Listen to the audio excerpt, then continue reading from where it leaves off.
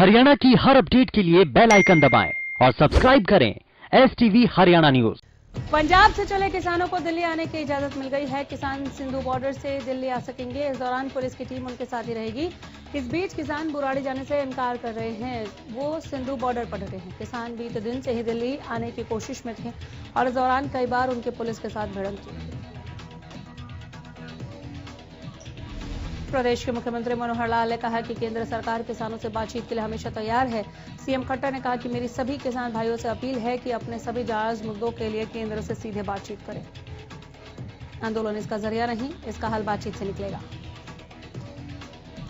पंजाब के CM captain Amarinder ने tweet कर कहा कि केंद्र ने किसानों को दिल्ली में प्रवेश की अनुमति दी, लेकिन हरियाणा सरकार किसानों को रोकने के लिए क्रूर बल अपना रही है। उन्होंने कहा कि ऐसे कठोर उपायों की क्या आवश्यकता है। इस बर्बरता को फिलहाल रोकने की जरूरत है।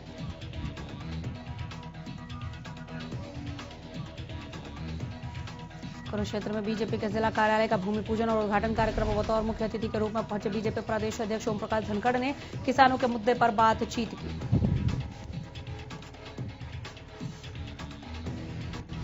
पत्रकारों से बात में ओम प्रकाश धनखड़ ने कहा कि किसान आंदोलन पंजाब के मुख्यमंत्री अमरिंदर सिंह द्वारा प्रायोजित है। ओपी धनखड़ ने कहा कि अगर अमरिंदर इतने किसान हितैषी हैं तो हरियाणा के किसानों का हक SYL का पानी हरियाणा को दें।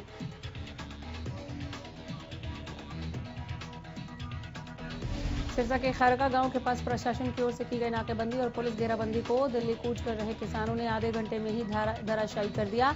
प्रदर्शनकारियों ने हाथों से मिट्टी और पाइपों को हटाकर रास्ता साफ कर दिया। बड़ी तादाद में किसान होने के चलते पुलिस प्रशासन मूक दर्शक बना रहा।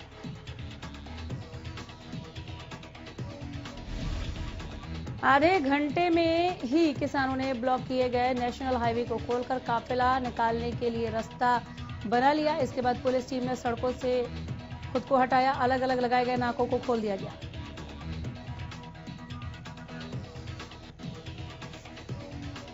प्रदर्शनकारी किसान केंद्र सरकार के खिलाफ नारेबाजी करते हुए ट्रैक्टर ट्रॉलियों और ट्रकों में सवार होकर दिल्ली की ओर निकल गए। प्रदर्शनकारियों का कहना है कि प्रशासन जितने भी नाके लगाएगा वो उन्हें तोड़कर दिल्ली पहुंचेंगे और सरकार को तीनों कृषि कानून वापस लिए जाने के लिए मजबूर करेंगे।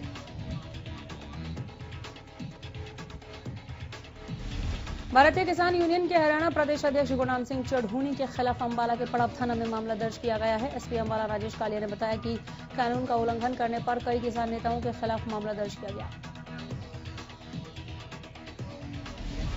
जुलाना में राष्ट्रीय राजमार्ग 352 को जींद प्रशासन की ओर से JCB मशीनों की सहायता से उखाड़ दिया गया। किसानों का जत्था नरवाना उचाना पार कर दिल्ली की ओर बढ़ रहा है। ऐसे में प्रशासन अब उन्हें दिल्ली जाने से रोकने के लिए राष्ट्रीय राजमार्ग को उखाड़कर रोकने की कोशिश कर रहा है।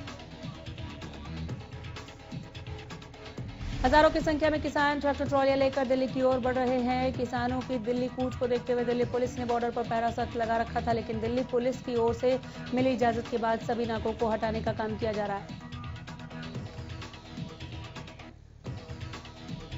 अंबाला में किसान लगातार दिल्ली कूच की कोशिश कर रहे हैं। हरियाणा पुलिस की ओर से अंबाला के शंभू बॉर्डर पर बैरिकेडिंग लगाकर नाकाबंदी की गई है। माना जा रहा है कि पंजाब से अभी और भी किसान दिल्ली कूच के लिए शंभू बॉर्डर पर इकट्ठा हो सकते हैं।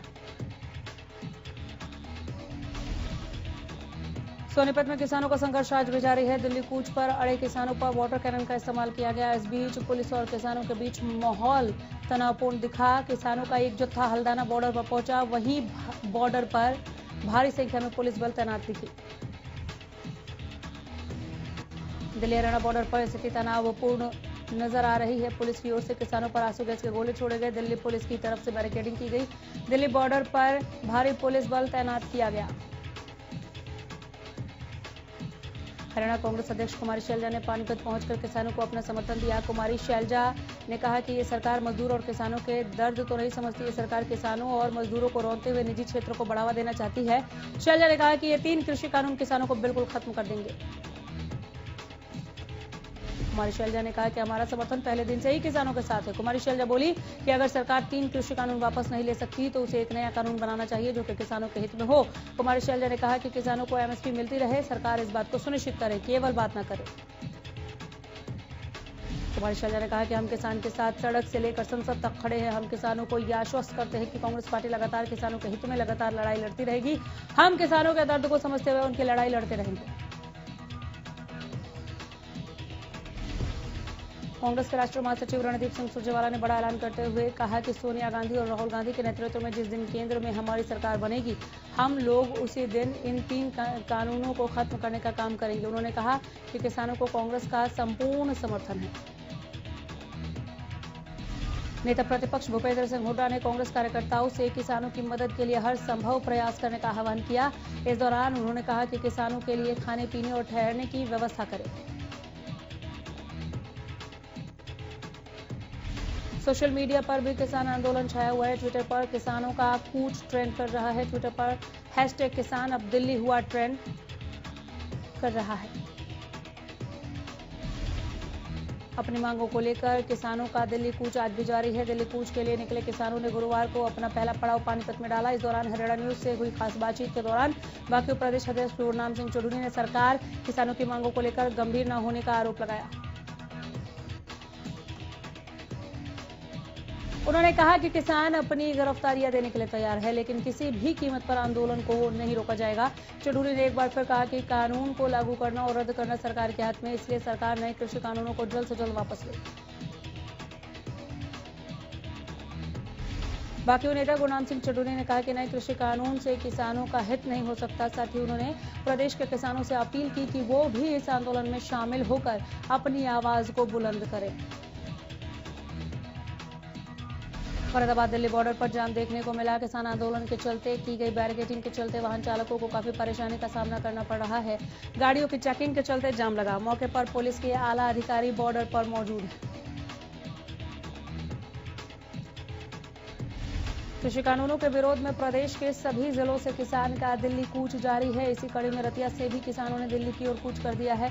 यहां पंजाब से आए किसानों ने पुलिस की नाकेबंदी को तोड़ते हुए दिल्ली की ओर कूच किया। दिल्ली कूच के दूसरे दिन किसानों का गंतव्य दिल्ली है, जहां वो अपनी मांगों को लेकर केंद्र सरकार के सामने रखेंगे अपनी बात।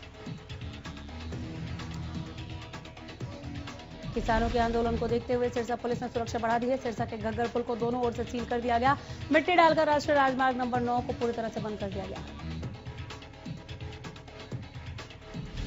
सिरसा पुलिस ने पंजाब और डबवाली क्षेत्र से आने वाले किसानों को रोकने के लिए रास्ते को ब्लॉक किया है। वहीं वाहनों को गांवों के रास्ते डायवर्ट किया गया। प्रशासन की ओर से पल पल के हालात पर नजर रखी जा रही है। किसान आंदोलन को ध्यान में रखते हुए झज्जर के दासा बॉर्डर पर पुलिस कर्मचारी पूरी तरह से मुस्तैद है और आने जाने वाले वाहनों पर पूरी तरह से पैनी नजर बनाए हुए हैं। सभी वाहनों की चेकिंग के बाद ही उन्हें आगे जाने दिया जा रहा है।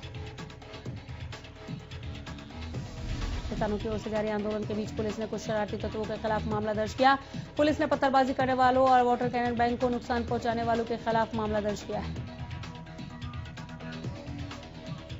पुलिस ने इस मामले में ड्यूटी मजिस्ट्रेट की शिकायत पर अज्ञात के खिलाफ मामला दर्ज किया। दर्ज किए गए मामलों के बारे में बताते हुए डीएसपी टोहाना बीरम सिंह ने कहा कि टोहाना की सीमा में सैकड़ों की संख्या में किसान अपने वाहनों समेत आए थे, जिन्हें सीमा पर रोक दिया गया था, लेकिन कुछ शरारती तत्वों के द्वारा अवरोधों को हटाते हुए सरकारी संपत्ति को नुकसान पहुंचाया गया। पुलिस ने इस मामले में ड्यूटी मजिस्ट्रेट की शिकायत पर मामला दर्ज किया है। उन्होंने बताया कि अभी तक इस मामले में किसी की भी गिरफ्तारी नहीं की गई।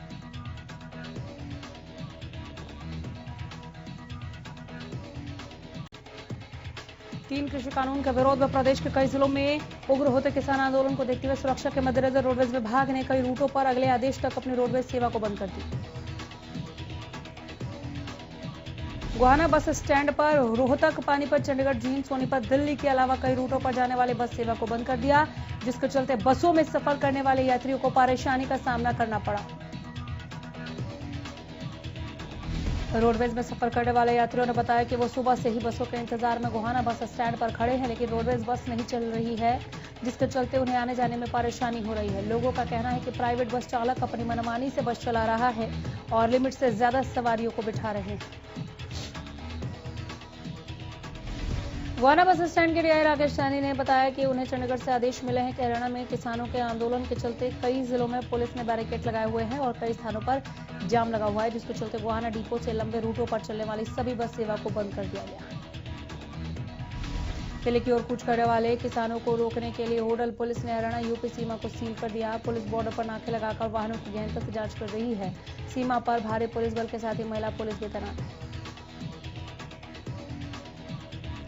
हिसार से दिल्ली जाने वाले नेशनल हाईवे नंबर 9 पर रोहतक झज्जर जिले के बॉर्डर सील है। यहां हरियाणा पुलिस की 5 कंपनियां तैनात की गई। रोहतक झज्जर बॉर्डर पर रोहतक पुलिस के डीएसपी नरेंद्र कादियान और झज्जर पुलिस के डीएसपी राहुल देव शर्मा को सुरक्षा व्यवस्था के कमान सौंपे गए। उन्होंने बताया कि उनके पास किसी भी स्थिति से निपटने के लिए पर्याप्त मात्रा में पुलिस फोर्स है। झज्जर जिले में 3 कंपनी और रोहतक जिले के 2 पुलिस कंपनियों को तैनात किया गया। यही नहीं, दंगा निरोधक दस्ता भी हर स्थिति से निपटने के लिए तैयार। जाखल पटियाला के कड़ैल चौक पर पुलिस प्रशासन पूरी तरह से सतर्क है। सड़क के बीचों बीच बड़े वाहनों को खड़ा कर रास्ते को पूरी तरह से बंद किया गया था। सीमा पर किसी भी तरह के वाहनों के प्रवेश को रोका गया था, लेकिन प्रशासन का कहना है कि कुछ देर में अब यहां पर वाहन सुचारू हो जाएंगे। थाना प्रभारी विक्रम सिंह ने बताया कि किसानों को दिल्ली जाने से रोकने के लिए सरकार के आदेशों की पालना करते हुए जाखल और आसपास के एरिया में 5 नाके लगाए गए थे, जो कि कुछ देर बाद सामान्य होंगे।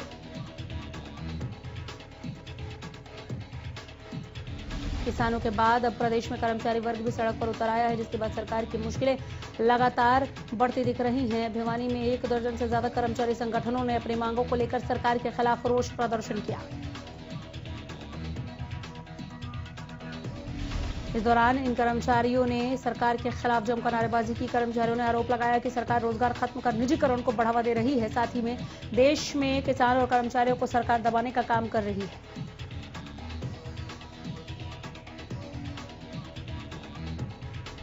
पलवल में हरियाणा कर्मचारी महासंघ के बैनर तले all Haryana PWD mechanical union के दर्जनों कर्मचारी सरकार की कर्मचारी विरोधी नीतियों के खिलाफ जन स्वास्थ्य विभाग के कार्यकारी अभियंता के कार्यालय में कामकाज को ठप कर राष्ट्रव्यापी हड़ताल के तहत 1 दिवसीय हड़ताल पर बैठ गए।